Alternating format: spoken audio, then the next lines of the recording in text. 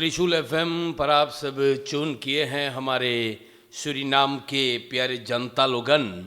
और आज आज मंगर है 28 तारीख यानी बारी ना, तो सब कोई के धीरे धीरे अब दैनिक समाचार शुरू होएगा।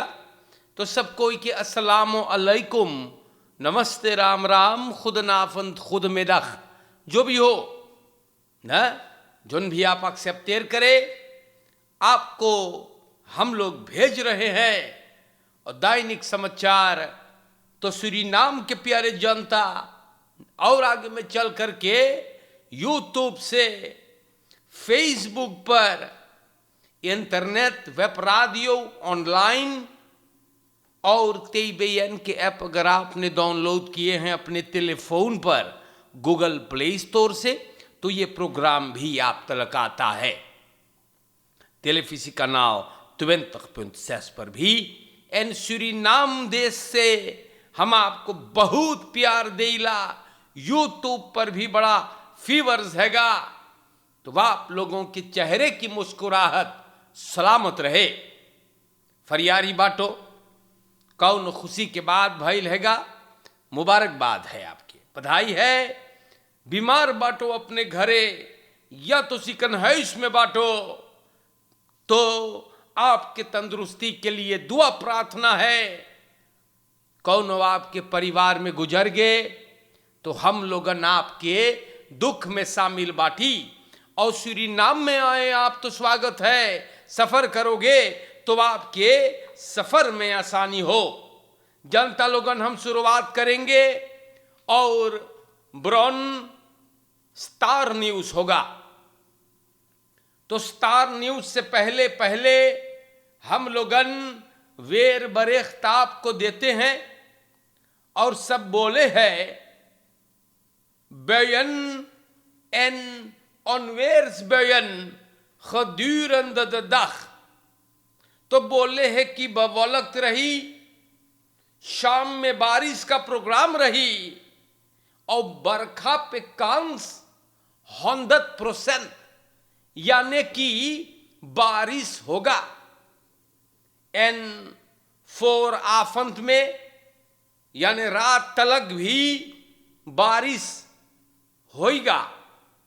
तो आप लोगन जो मौसम से काम करते हैं और फरकेर वाले भी ट्रैफिक में भी आप लोगन थोड़ा से रेकनिंग हो रही करे, कारण कि बारिश होगा, सड़क भीगा रही तो मुसीबत है। दोस्तों आप लोगन इस सब बात पे गौर करियो तो प्रॉब्लम में कम तिकांश बा। देखो यहां पर, देखो जनता तमाशा इन बराक चोरी हुआ है। इन बराक इन कांतोर पेंशन फेल ख्याल खस्तौलन।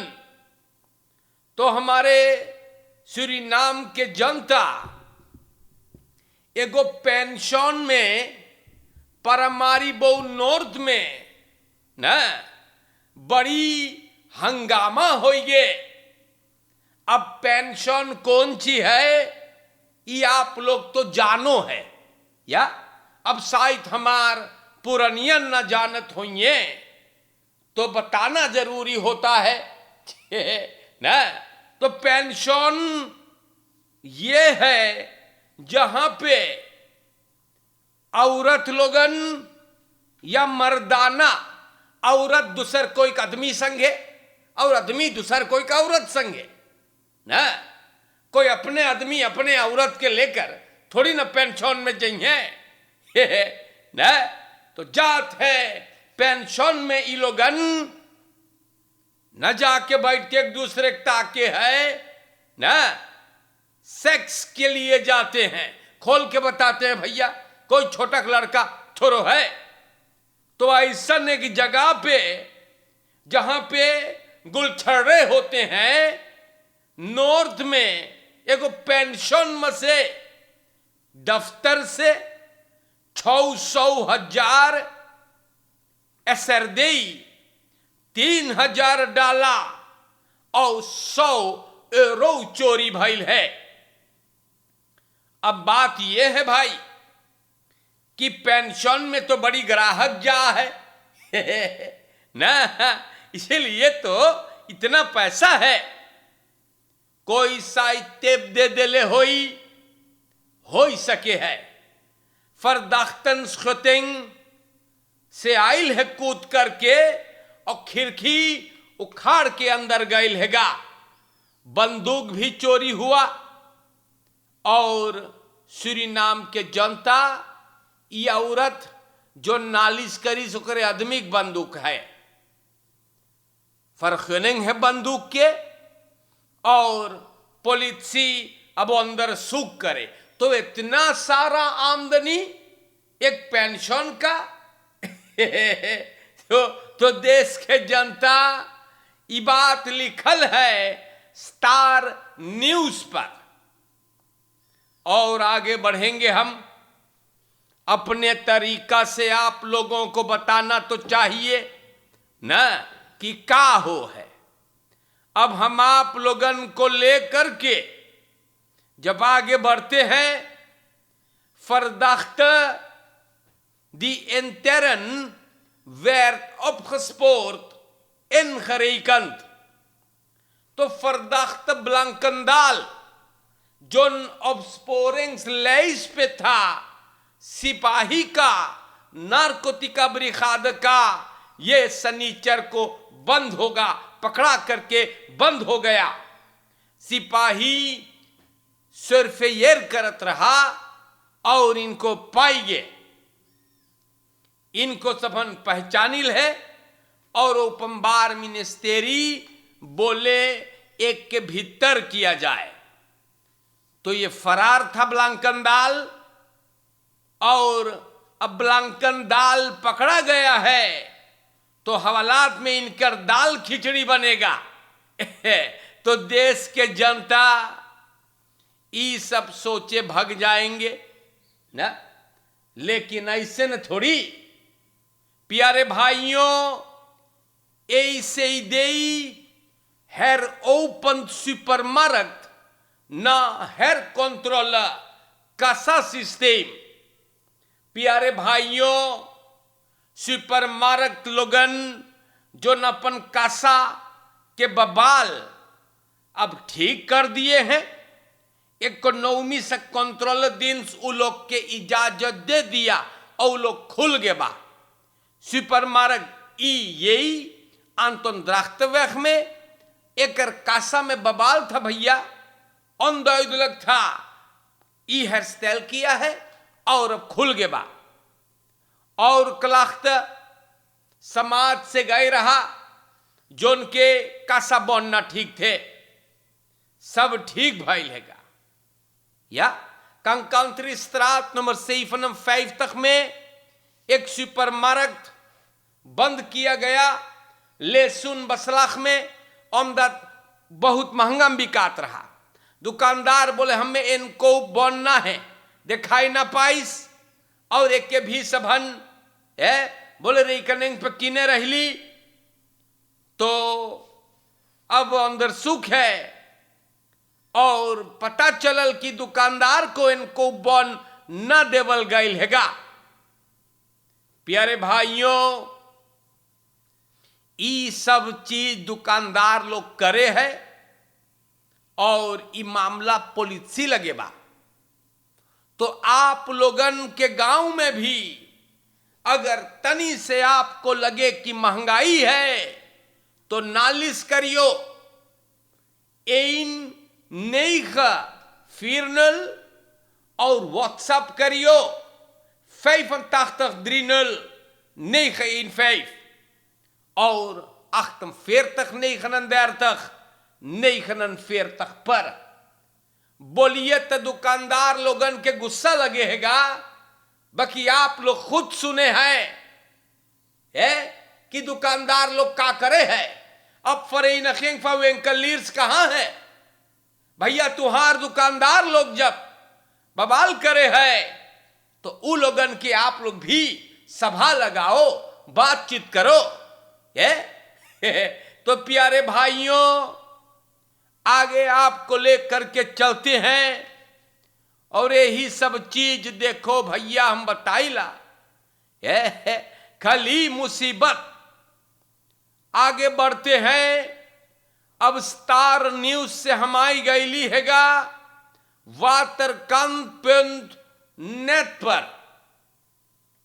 तो देश के जनता mobile telephone buitgemaakt bij overval winkelierster दिन दोपहरे है सोमवार के संझा के एनम फेर तखियार के दुकानदार एगो औरत ओके योहानस फरमेर स्त्रात में सब लूटिस दो जने ओकर दुकान में घुसिन है सॉफ्ट मांगी से और दुकानदार गैल कुल कस लगे वापस आइन तई लोगन हमला कर दिए। ओके पीछे से पकड़िस टेलीफोन खींच लिया हाथ से और ये लोग भगे। अंदर सुख चालू है। तो आप लोगन दुकान चलाते हो कारोबार है तो बचाई के भैया, कारण कि जो तोरे दुकान में आयल है तू ना जाने वो कैसे सोचत बा, इंसान है कि शैतान है, कैसे सोचे है गौर करियो। vermoeide bestuurder rijdt na werk bijna kreeg ना इन met auto। तो ये कलियां सवेरे भइल है। जी हां, जनता 6 बजे मेल्डिंग मिला। सूरीनाम के जनता लोगन एक गाड़ी चलाने वाला बोले थका रहा और बेईना थोड़ा से और तो ये बोम्स क्रेक में घुस जाता। बोले 12 घंटा के दिन जराई करके बफे लखेंग के काम से घरे जात रहा और बोले थक के सो गया।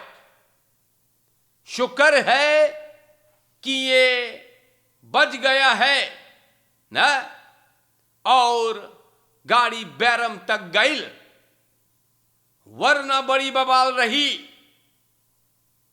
आप लोगन थके हैं तो रश कर लिया करे, वरना प्रॉब्लम है। दुष्ख्याल करियो ना, गौर करना है आपको। विश्व बलंत ऑप्शन से अख्तर यही अपे लुफ्थाफन। तो योहान आदोल्फ पेंगल लुफ्थाफन सांदरेई के पीछे जनता आज सुबह की बात है, एगो विश्व उलट गए। बदरैफ के गाड़ी कमकर्तन से जात रहा ना और कराका वेख में बगले खोई गया। 9 लोग उसमें थे, शफेर को लेकर के भी है। कोई ना चोटान, शुक्र है भाई है। बख्त बस खरैफ करिस है और बवाल कर दीस। बख्त लगे ना तनिस प्रॉब्लम से गाड़ी उलट के देखो। और प्यारे भाइयों, हानि हो गया। कम कर्तन लेके जा रहा था और बड़ी बवाल हो गए। प्यारे जनता लोगन, हम आप लोग के नाम पे दैनिक समाचार को रखीला यार है और बताते हैं आपसे ना कि देश में क्या होगा। आज के दौर में बहुत ढेर हो तो जाएगा रास्ता से हट के गोत्रों में फरलैंग फ्रेडरिक्सहोफवेग और मवाकाबोवेग के क्रॉसिंग पे कल शाम को 2 गाड़ी टकराई से। एगो रास्ता से हटा गोत्रों में, कोई ना चोटान हैगा, मार देश के जनता लोगन बहुत प्रॉब्लम भइल, फोरंग ना फरलेन हुआ। तो चलइयो पगला घर, जी हां चलइयो जैसे रेखल न खेदखबा, तो यही सब होगा। या पगला घर चलइयो फरकेरवा में हमारे सूरीनाम के जनता लोगन यही सब तमाशा देश में चला है। ये इंतवेदरी पढ़ियो ओ तो गोतरो ना, और इन सईदख पगला घत झक्की घत चलाते हैं, कभी ढकोल के एकदम चूर रहते हैं। ये कौन तमाशा आप लोगन उठाए बाटो? तुवें तक यारख इन ब्रेकर और भेतर दाद बतराब दौर पोलिसी इन वोनिंग 20 बरस का ये स्कूल चाहिए जाए के कहीं काम करना है तो ये हरामखोर चोरी करता है। साइफ्तेई सिपाही न्यूसौरख वैख में जाके घर में पकड़ी से एगो पड़ोसिन रात के जगह, तब बोले अंड बंड आवाजें आ रहे थे। जब गए देखे तो देखी तो करे बीरमान के घर में कौन घुस रहा है। सिपाही तार हुआ, पहुंचल सिपाही तो एक जने भैया बोले, एक जने कमरवाम खड़ा रहा, दिरक पकड़ी।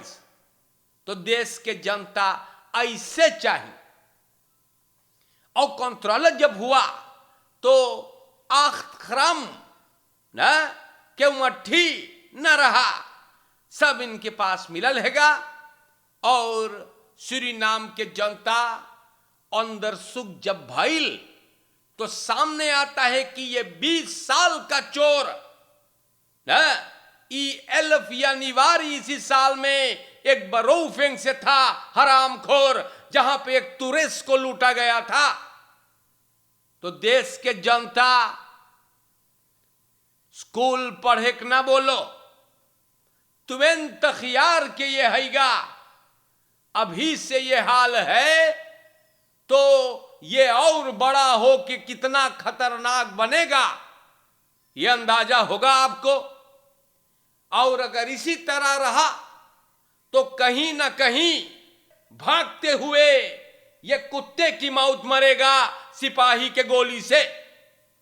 हमारे जनता अब यहां पर रोसेली कोतिनो मफरौआ एनडीपी के है। और देखियो ये लोगन की सोच, वही खात हम आपको समझा रहे हैं कि एनडीपी ई लोगन के बात पे आप लोग गौर ना करियो। ई लोगन खाली खाए पिए वाल बाटे, कल का इन लोगों को फिक्र नहीं। आज है बिहार न रही मरेंगे देखा जाएगा, ये ख्याल है। बोले एनडीपी रखेंगे in the geld maar we konden genieten van het leven. Oud parlementariër Roselie Cotino आउट है तो अब हिजड़ों में गिनती भी नहीं होगी। तो ये बोले हैं कि आउट प्रेसिडेंट जो अब नहीं रहा बाउटर सा, बोले हां सही है, पैसा लेनी करे रहा, लेकिन फर्क था बोले समाज में ना, बोले जनता कर्जा से दुखित नहीं हुआ, खनित करत रहा। लेकिन अब का हो है, अब तो जनता की मुसीबत है। तो एनडीपी खाली कर्जा ले करके और खाई पी पलाटा। तो आप तनी मूड़ी दौड़ाइए कि अगर तू कर्जा ले ले है और न मोइसे इन्वेस्टर कल्ले कर्जुआ तो तोर पैसा पलाटा और बेकार हो जाई, और फिर तोरे मूड़ी खली कर्जा हो जाई। यही एनडीपी का सिद्धांत है, चपरा के धरो कल के ना सोचो। इसीलिए जब लोग जब आइल हैगा तब तब खाई पलाटा करिस जनता, और इन गधों के बात में ना जाइयो। ओही खात आप लोग के समझाइला हम ना, हमारे देश के जनता बड़ा मुइलक चपरहन खाई के धर दे सगा, और आज आपके मुड़ी घुमा रहे हैं। मोह से रहियो और हरदम बोली हैगा, नशेड़ी गंजेड़ी इसमो को मांग लो के बात में न जाइयो, वरना देश में रहना मुश्किल हो जाए। अच्छे लोगों के साथ दें।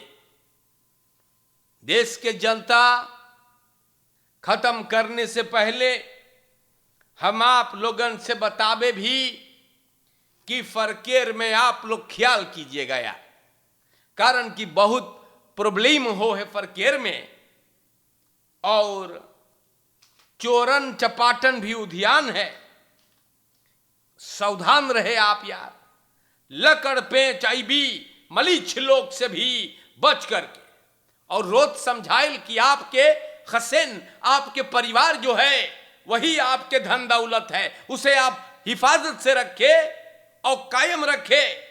कौन सुअर मलीच आपके परिवार को इधर उधर ना करे। खुश रहे, मुस्कुराते रहे, भरोसे पर कायम रहिएगा। राज के लिए श्री नाम के जनता, यूट्यूब के चाहने वाले, जहां तक हम जा रहे हैं आपको मिल रहे हैं, आप लोगों के चेहरे की मुस्कुराहट सलामत रहे। अस्सलामु अलैकुम, नमस्कार करता हूं सभी को, राम राम। खुद नाफन खुद मेडख, कल शिनेइस न्यू ईयर है। फ्रायदाख बेदाकी न जइयो रोमलई करे, या hout u het correct, probeert u het netjes te houden, geen rommel, geen onheil creëren, ne? Positief blijven, ne? शुक्रिया। और आज के लिए चलता हूं, दुआ में याद रखिएगा। जिंदगी रहा तो फिर मुलाकात होगा।